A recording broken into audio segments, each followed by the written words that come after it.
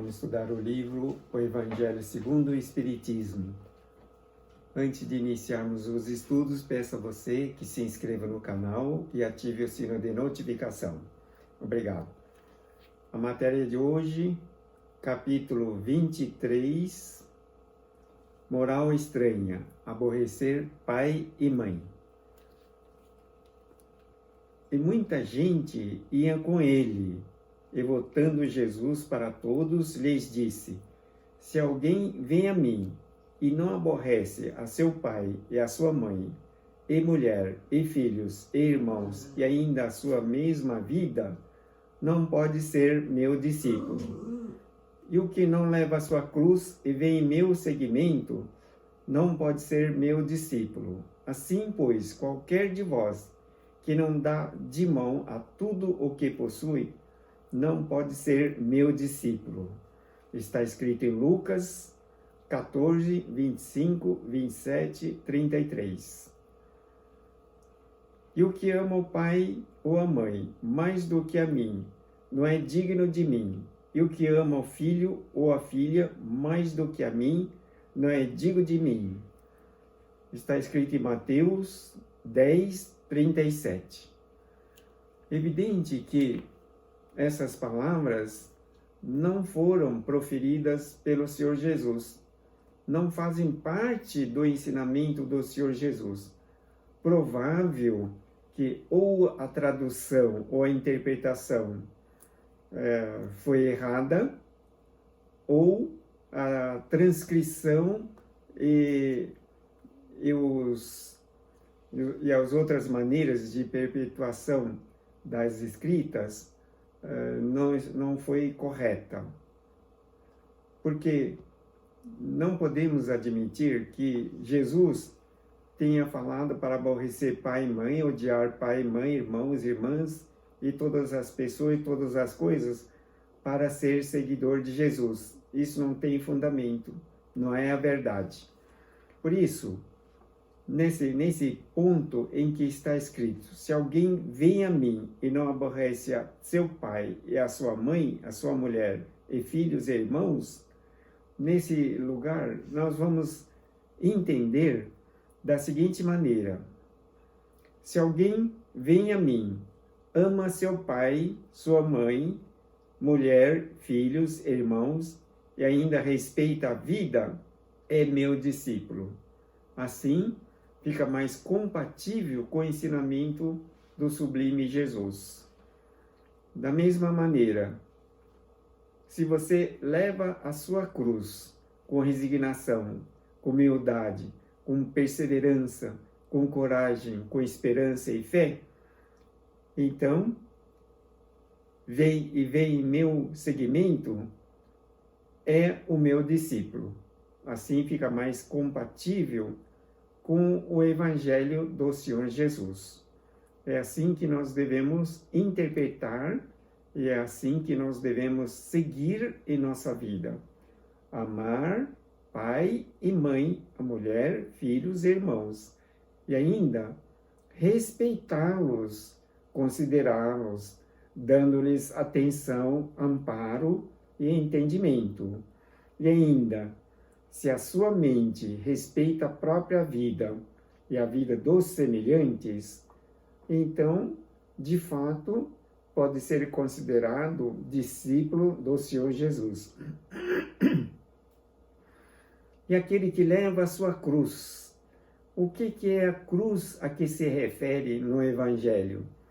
A cruz se refere a todos os aspectos compatíveis com a vida, relativamente às situações que precisam ser vivenciadas com resignação, com coragem, com perseverança, com esperança, aceitando todas as situações, todas as coisas conforme apareçam. Porque cada um carrega dentro de si os aspectos compatíveis de suas causas, para que essas causas sejam purificadas de acordo com as necessidades. É possível que é necessário também passar pelas diversas e diferentes circunstâncias, e que denominamos cada um carregue a sua cruz. Jesus disse: pegue a sua cruz e siga-me. Então isso significa que você deve arcar com todas as responsabilidades compatíveis com as suas obras. E aí, diz aqui, e vem meu seguimento, é considerado discípulo de Jesus.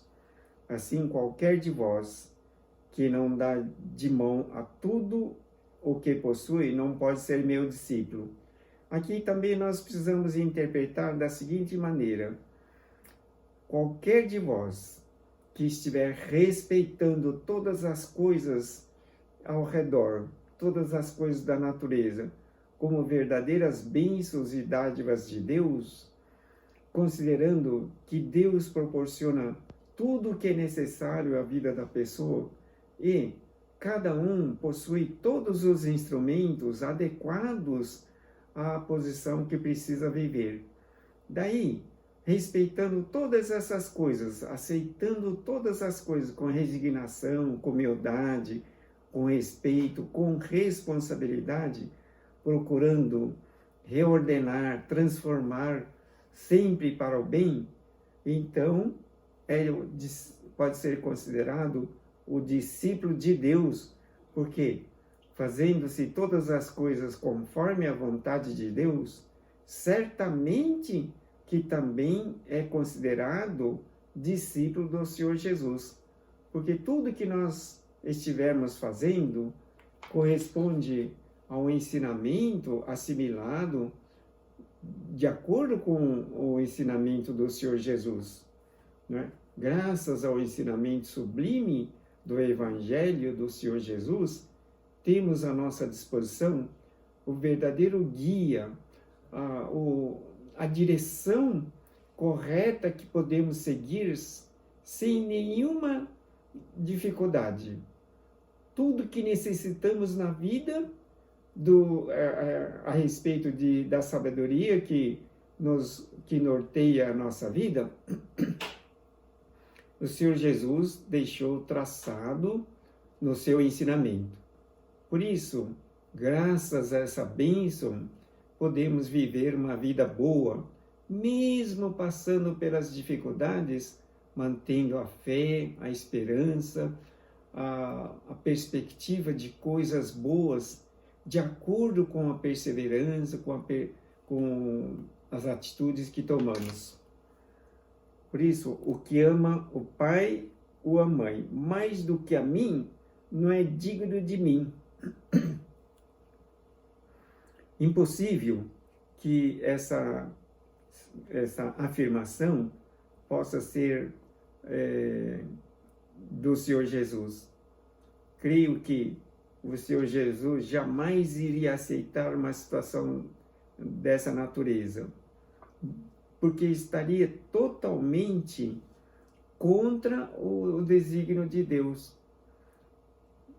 Para que estejamos de acordo com a vontade de Deus, naturalmente que precisamos amar pai e mãe, não é? Mas amando-se o pai e a mãe, também tem toda a possibilidade de amar ao Senhor Jesus, porque Jesus é o representante fidedigno de Deus na transmissão das verdades de Deus. Por isso, o que ama o pai ou a mãe, mesmo que o pai e a mãe sejam não compatíveis com as expectativas de cada um, embora cada pessoa tenha o merecimento do respectivo pai ou a mãe. Muitas pessoas talvez tenham a infelicidade de não terem conhecido nem o pai nem a mãe. Mas isso é de acordo com o merecimento de cada um, a cada um segundo suas obras. Se a pessoa tiver em sua alma o registro de não merecimento de um pai ou de uma mãe, assim terá o exercício da vida. Assim é que vai representar o grandioso aprendizado na ausência do pai e da mãe, ou mesmo da família. Com isso, é possível de assimilar o preciosíssimo ensinamento na experiência de que é imprescindível amar pai e mãe para ter uma família boa. Todos aqueles que renegaram a família, renegaram, hostilizaram pai e mãe por alguma razão, por certo que devido a esse registro na alma, em algum momento da vida vão ter exatamente a ausência do pai e da mãe. Por isso, é importante que registre na alma todo aquele devotamento, bem-querer, atenção ao pai ou à mãe. Vamos supor que uma determinada pessoa afirme na infelicidade do casamento, dizendo assim, em desespero, com aquela emoção profunda da alma: jamais me casarei, Deus me livre, não quero me casar nunca mais, né? Detesto os homens. Muito bem, essa afirmativa toda fica gravada na própria alma, registrada na alma de forma inapagável. Daí, é possível que no restante da vida, na presente existência, bem como na próxima existência, na próxima reencarnação, não consiga se casar. Nem que tenha vontade de casar, não consegue se casar. E na outra existência ainda, na segunda existência, também é provável que não consiga se casar, porque tem um registro tão profundo, de uma forma tão dramática na alma, que manifesta-se o que está registrado na alma, ou seja, o mundo é projeção da mente. E na terceira existência, na terceira vez que estiver reencarnada, essa mulher é possível que encontre sim o parceiro ideal, a pessoa com quem precisaria se casar. E é possível que encontre um cônjuge, um namorado, ou marido, ou companheiro, compatível com aquele que ela deixou na primeira existência. Compatível, para continuar daquele ponto o caminho da evolução. Ou seja, ficou praticamente 2 ou 3 existências sem casar, sem ter um companheiro, sem ter uma vida familiar e com o risco de recomeçar no ponto onde tenha parado. Não? Então é como se atrasar numa escola. Não quer ir à escola? Não tem problema. Mas não pense que ficando fora das aulas da escola vá se adiantar. Terá que se iniciar exatamente no ponto onde estiver parado. Por isso que ama pai e mãe mais do que a mim não é digno de mim. Isso não cabe em nenhum ponto ao ensinamento do Senhor Jesus. Sempre oramos: seja feita a vossa vontade, meu Pai, Deus. Então, é vontade de Deus que todos possam se amar fidedignamente e com muito devotamento. E exatamente os seres que mais precisamos nos dar bem é papai, mamãe e irmãos da família. Por isso que Deus nos dá uma família, para que naquele convívio tão restrito possamos assimilar tudo o que necessitarmos para uma vida feliz depois na vida individual.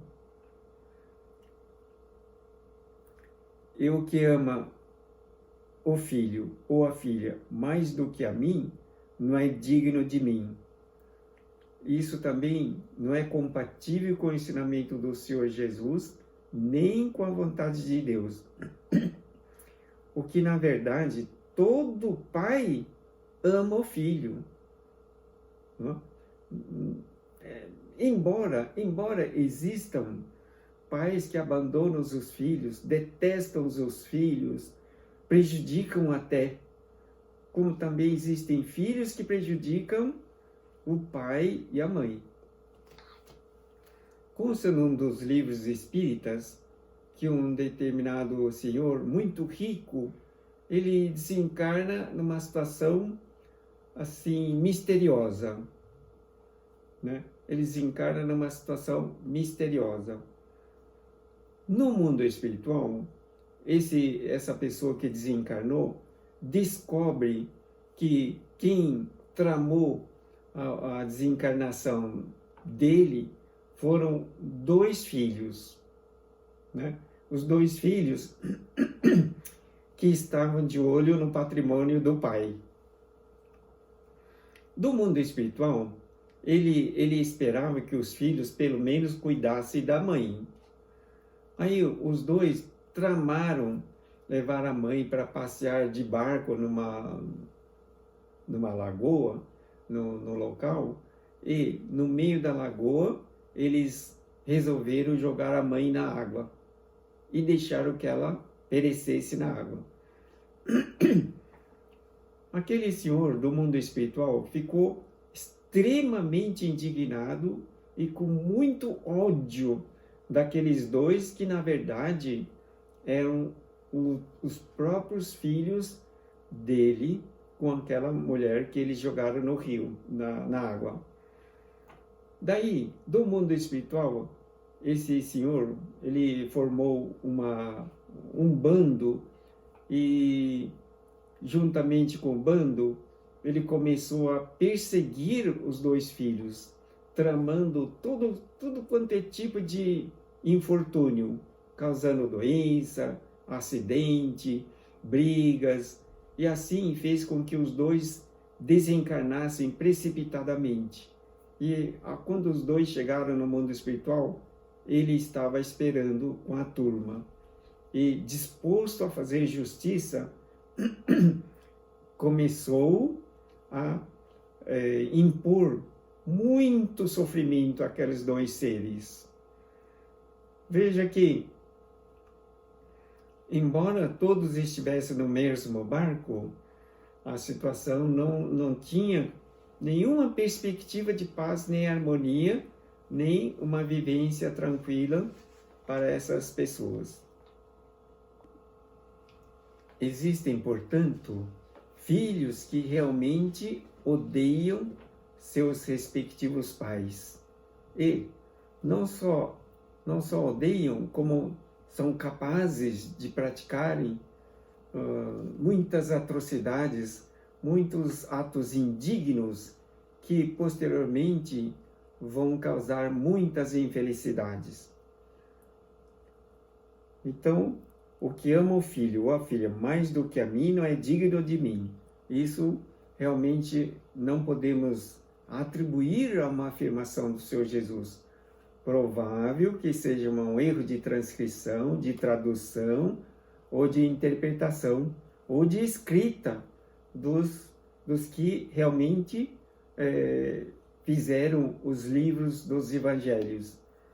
É preciso saber que todo o evangelho conhecido não foi escrito juntamente na época do próprio Jesus.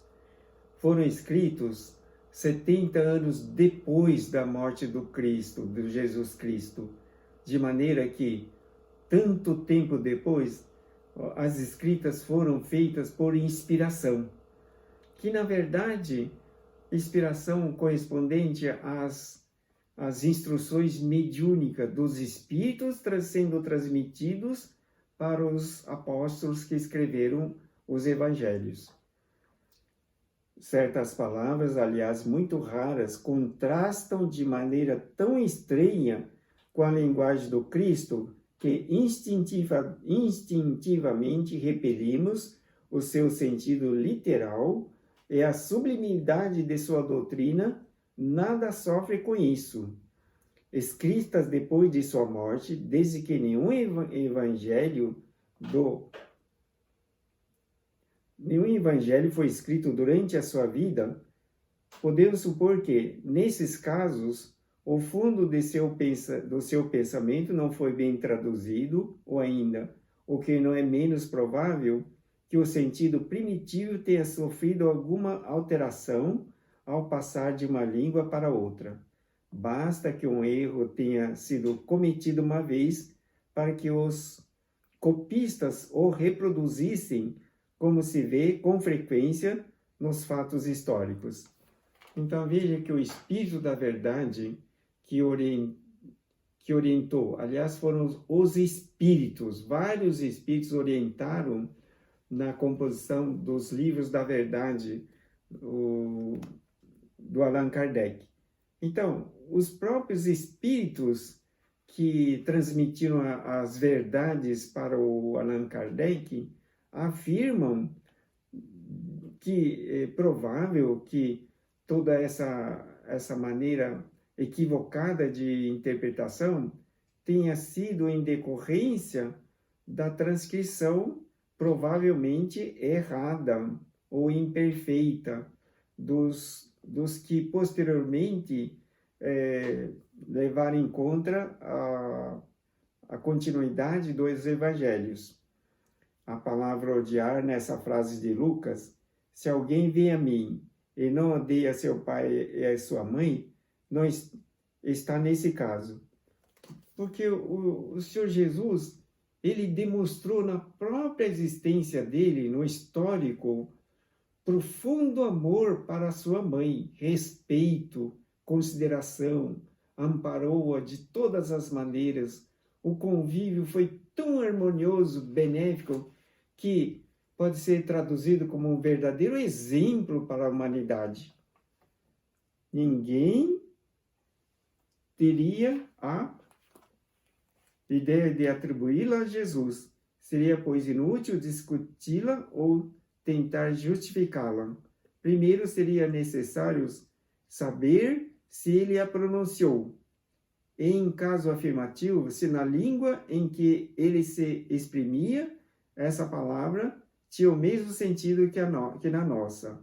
Nessa passagem de João, aquele que odeia a sua vida neste mundo, a conserva para a vida eterna. É evidente que ela não exprime a ideia que lhe atribuímos. Então, veja que por isso que chama-se moral estranha, né? Nessa transcrição dos Espíritos da Verdade no livro O Evangelho segundo o Espiritismo. Então, essas afirmações tão estranhas, de fato, não podemos atribuir ao Senhor Jesus. Aquele que odeia a sua vida neste mundo, a conserva para a vida eterna.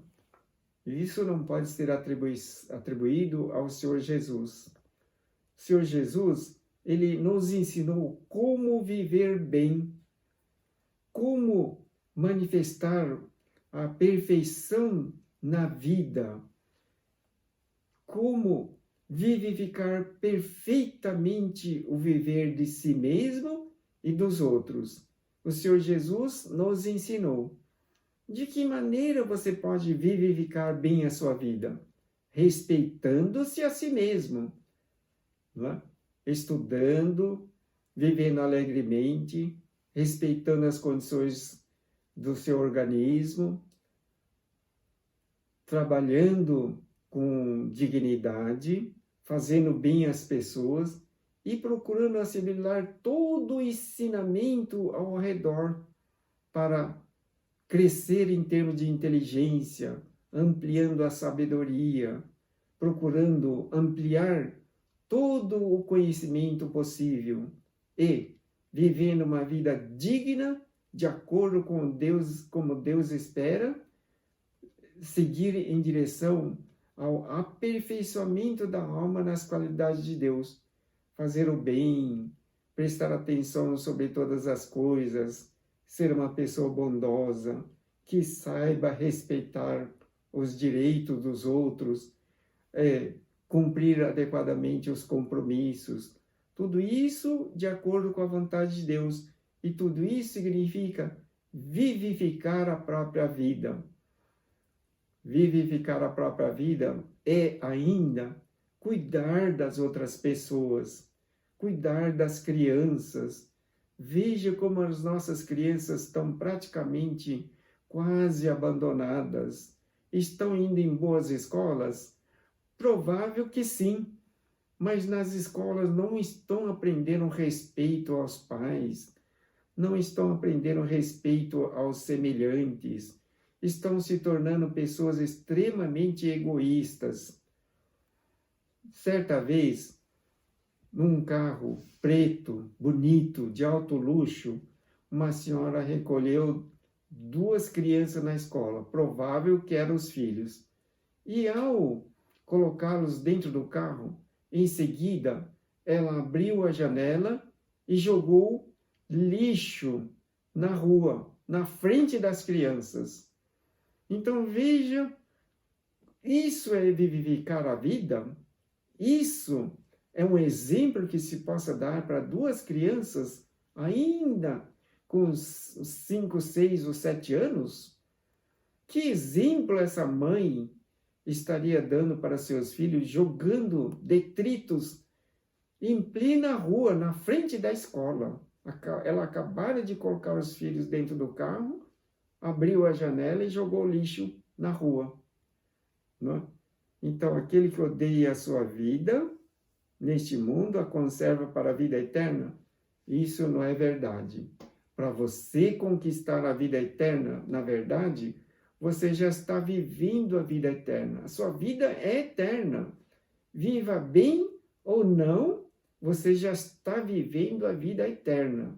Se você odeia a sua vida e praticar o suicídio, ainda assim a sua vida é imortal, seu espírito é eterno e você estará vivendo igualmente a eternidade da vida. Só que, ato contínuo, você fugindo da vida, praticando uma atrocidade contra si mesmo, não vivificou a vida perfeita que Deus lhe concedeu e, consequentemente, você terá que assumir a responsabilidade e passar a registrar dores e sofrimentos. A língua hebraica não era rica e muitas das suas palavras tinham diversos significados. É o que acontece, por exemplo, com aquele que no Gênesis designa a frase da criação e servia ao mesmo tempo para exprimir um período de tempo qualquer e o período diurno.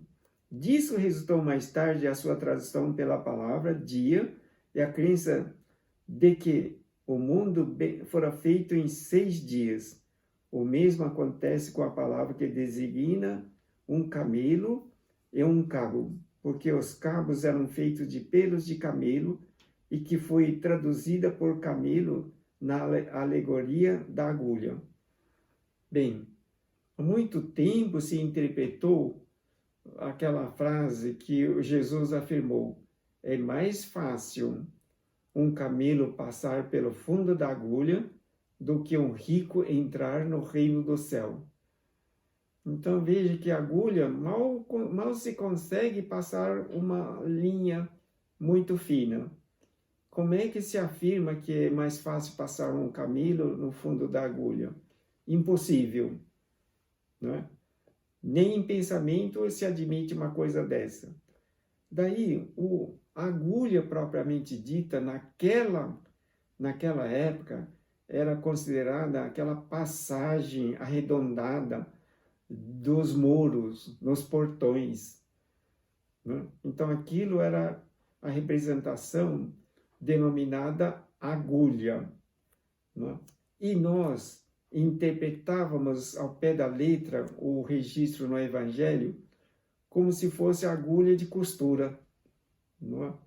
Por isso que Jesus disse, olha a facilidade, é mais fácil um camelo passar pelo fundo da agulha do que um rico entrar no céu. Não é? A dificuldade do rico entrar no céu. Mas não quer dizer que o rico não poderia conquistar o céu. É porque o rico, se estivesse apegado ao dinheiro, aos bens, às matérias, notadamente que se distanciaria do caminho dos céus.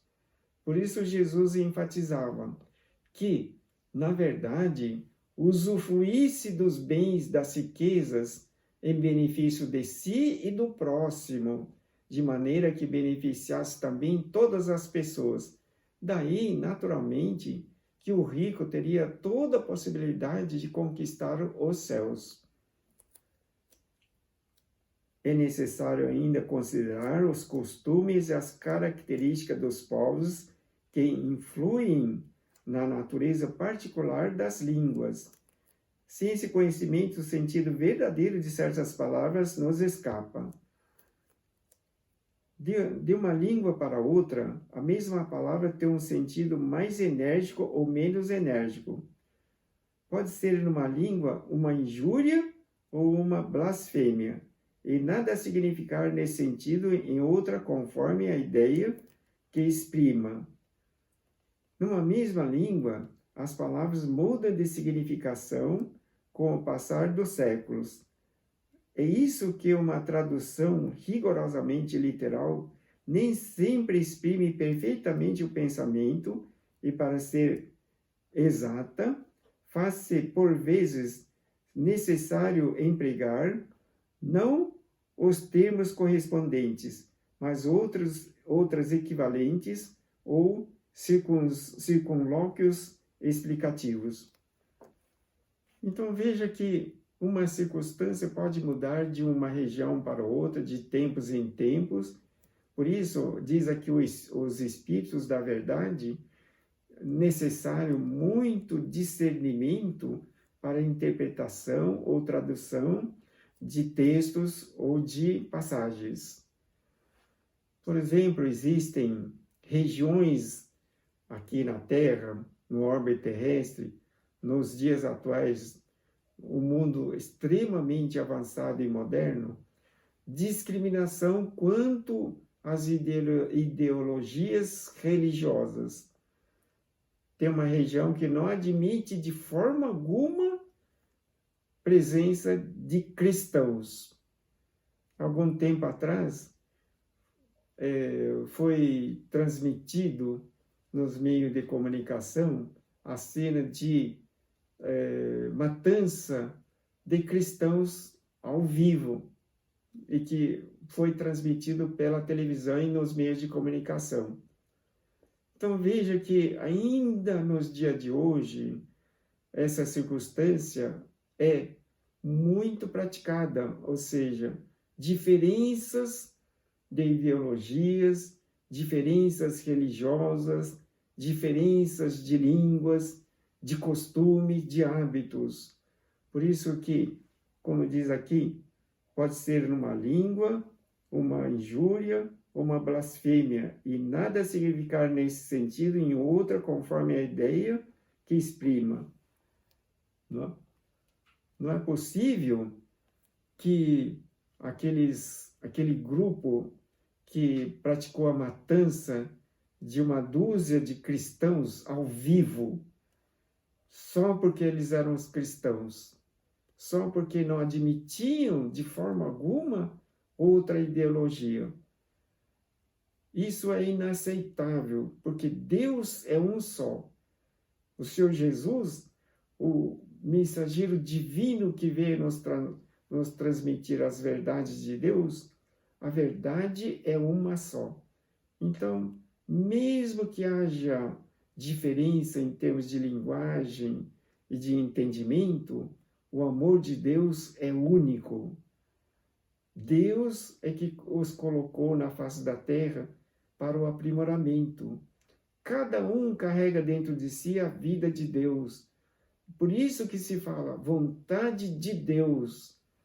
Deixando por conta da vontade de Deus, cada um seguindo o seu critério, profundamente respeitando todas as pessoas ao redor, entendendo-as, considerando-as e praticando a verdade, por certo que a harmonia estaria presente em todos os lugares.